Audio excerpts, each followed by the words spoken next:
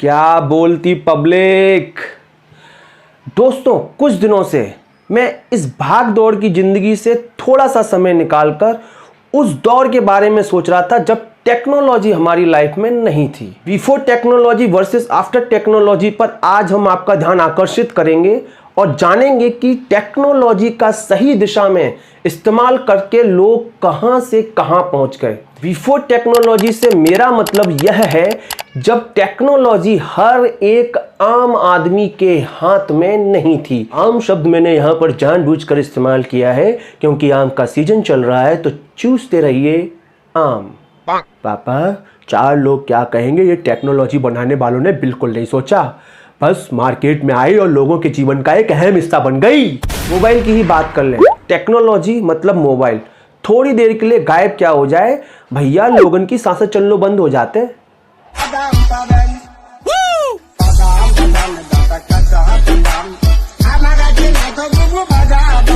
कच्चा बदाम, कच्चा बदाम, दम दम।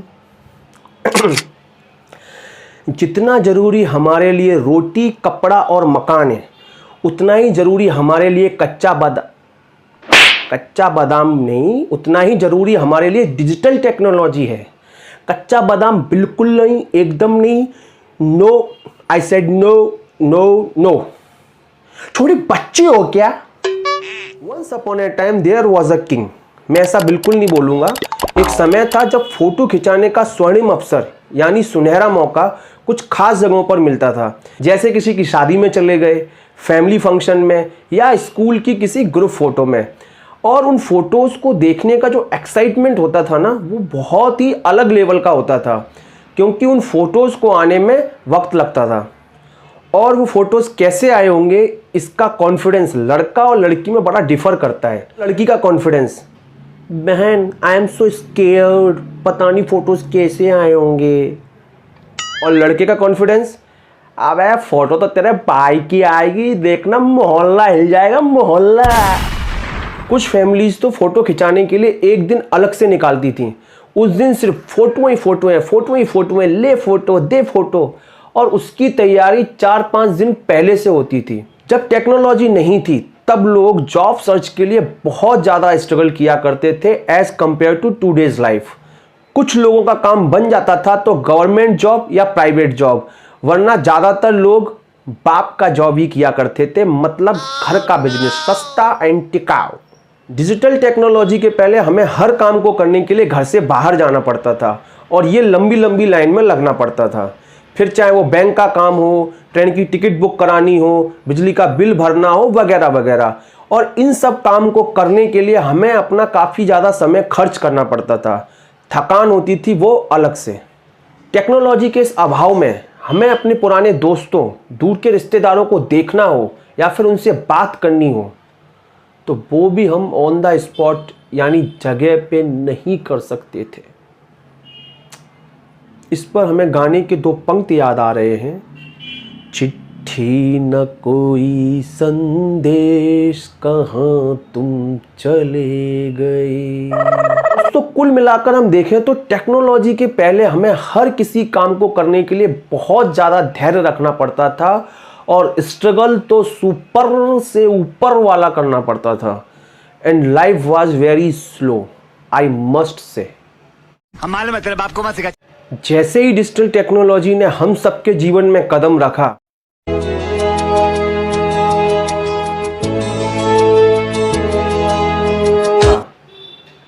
धीरे धीरे सब कुछ बदल गया।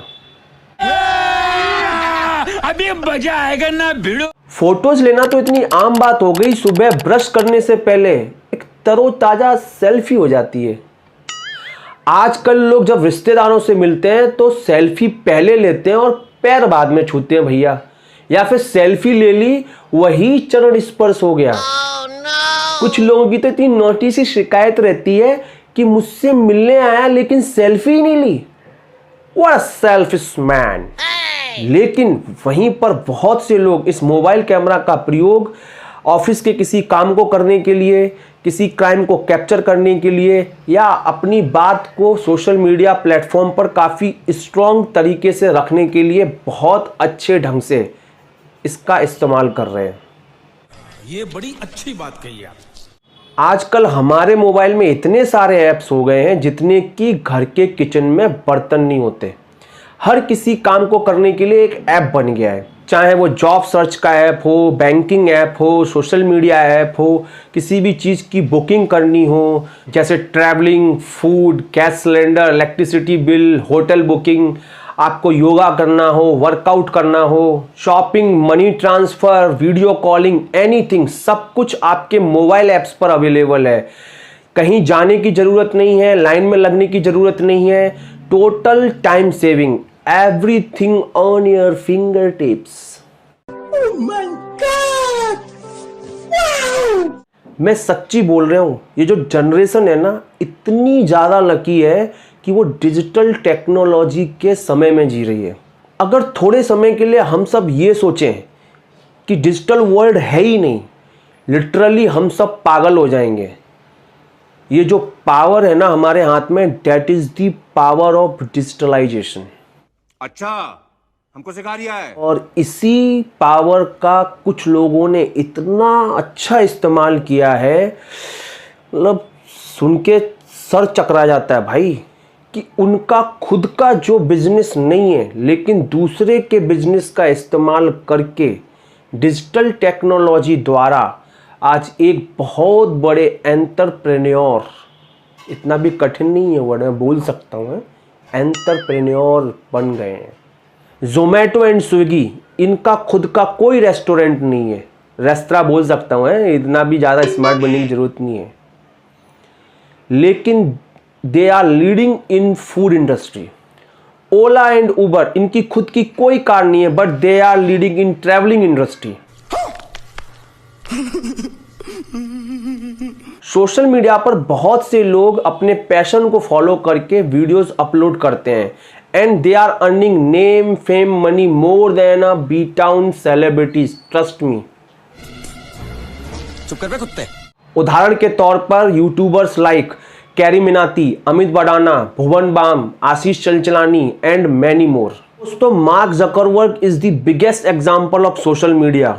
फेसबुक से इस यंग मैन ने कितना बड़ा एम्पायर खड़ा कर दिया। He is the third richest man in the world.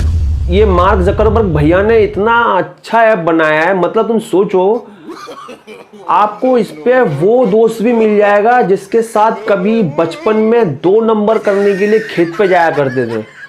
दोस्तों, इस डिजिटल वर्ल्ड ने हमारे लिए बहुत सारी अपॉर्चुनिटीज ओपन की हैं, जिसका सही दिशा में इस्तेमाल करके हम अपने हर सपने को पूरा कर सकते हैं। Whether you are financially strong और not, it doesn't matter at all. आने वाला समय आर्टिफिशियल इंटेलिजेंस मतलब रोबोट्स, ड्रोन्स का है, जो हमारी लाइफ का एक अहम हिस्सा बन जाएगा। मेरी आपसे यही रिक्वेस्ट है कि टेक्नोलॉजी को कच्चा बादाम तक सीमित ना करके कुछ ऐसा करें, किसी को आप पर गर्व हो या ना हो, पर टेक्नोलॉजी को आप पर गर्व होना ही चाहिए। मैं आपके साथ एक डिजिटल टेक्नोलॉजी का छोटा सा एग्जांपल शेयर करना चाहूँगा। मुंबई बोरीवली ईस्ट में संजय गांधी नेशनल पार्क के पास 2 बड़े कलश रखे हुए थे। मैं और मेरी वाइफ वहाँ से जा रहे थे तो हमने देखा कि उसमें बहुत सारा कचरा भरा हुआ है। उसके साथ साथ उस कलश पर एक ओम का और एक स्वास्तिक का सिंबल भी बना हुआ है।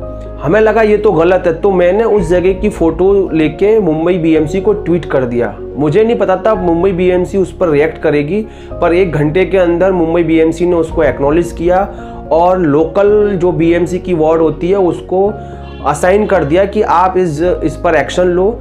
नेक्स्ट डे उस लोकल वार्ड जो बीएमसी थी उसने उन दोनों कलर्स को साफ़ किया और वहाँ की जो पिक्चर है लेके मुझे ट्वीट की कि ये जगह को हमने साफ़ कर दिया है। लेकिन मेरा अभी भी ये कंसर्न था कि उस कलश पर ओम और स्वास्तिक का सिंबल है और वो कलश एक डस्टबिन की तरह यूज़ नहीं होने चाहिए।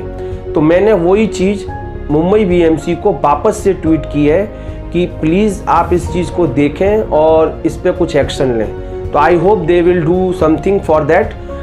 तो आप यहीं से अंदाज़ा लगा सकते हैं कि हमारे हाथ में किस तरह की पावर्स हैं जिसका हम सही दिशा में इस्तेमाल कर सकते हैं। प्रवचन सुनने के लिए बहुत बहुत धन्यवाद। प्लीज़ लाइक, कमेंट, शेयर, और अभी तक चैनल को सब्सक्राइब नहीं किया है तो वो जो सब्सक्राइब वाला लाल बटन है ना, फिर आप टेक्नोलॉजी इस्तेमाल नहीं करते हो, उसको करो इस्तेमाल, उसको दबाओ, आपको सब्सक्राइब लिख के आएगा है, और बेल आइकन को आप प्रेस करना बिल्कुल ना भूलें। मेरी जब भी नई वीडियो अपलोड होगी सबसे पहले नोटिफिकेशन आपके पास पहुंच जाएगी। लाइफ में कुछ बने या ना बने, पर इंसान बने रहना। मैं अमित गुप्ता, कैमरामैन झंडू के साथ। कब तक?